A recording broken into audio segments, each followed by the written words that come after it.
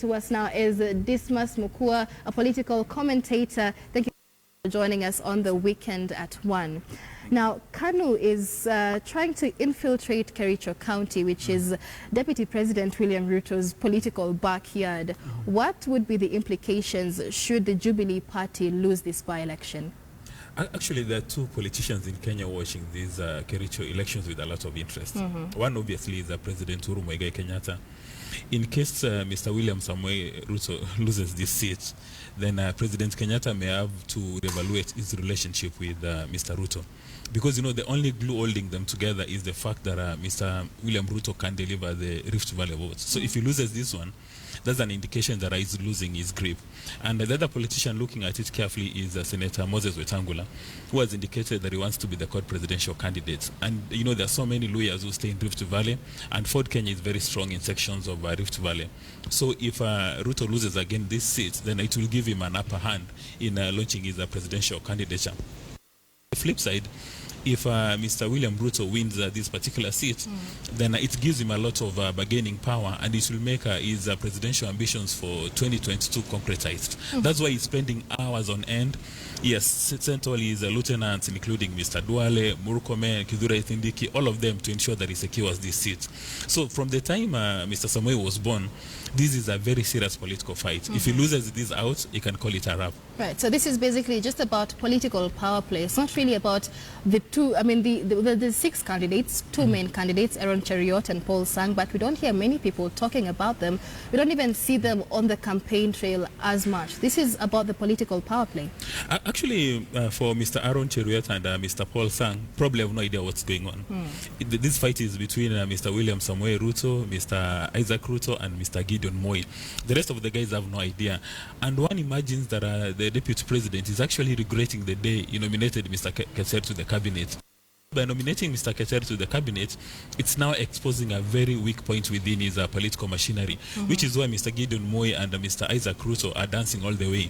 And I'm sure on Monday evening, as soon as they announce who is the winner, if Mr. Paul Sang wins, then that will be a political tsunami in Rift Valley, and code operatives will be dancing all the way to the bank. All right, now, earlier on in our bulletins, we ran clips of what the residents of Kericho are expecting from the senators themselves, saying that they want jobs, they want utilities being put in place. Of these six candidates contesting for this seat, do you think they have the capacity to deliver what the citizens want, the residents there? Well, it's very clear from the debate we saw last night, not so presidential, the senatorial debate we saw last night, that none of those candidates understand what they're supposed to be doing at the Senate. So for the voters in Kericho to expect anything fundamentally different, that will be a tall order for them. Whoever gets elected is going to be status quo. In any event, it's only going to be 1.5 years, and it's unlikely that a senator will do any meaningful. Even the senators who've been in office for the last 3 years, if you're trying to establish who has done anything reasonable, there are very few. Probably it would be Boni Kalwale, but you know the rest of the guys have just been enjoying whiskey, and really they haven't done anything for an inch. All right. Now, the voting, of course, I mean, the by-election will be taking place on Monday. This Monday, voters will be going to the polls. But the Malindi also having the same by-election, and we've also seen Deputy President William Ruto down in Malindi, also campaigning, last-minute campaigns. Should CORD lose the by-election in Malindi, what will be the repercussions in that? Well, if CORD loses the by-election in Malindi, again, it will not be CORD losing. It will actually be Mr. Raila Odinga losing.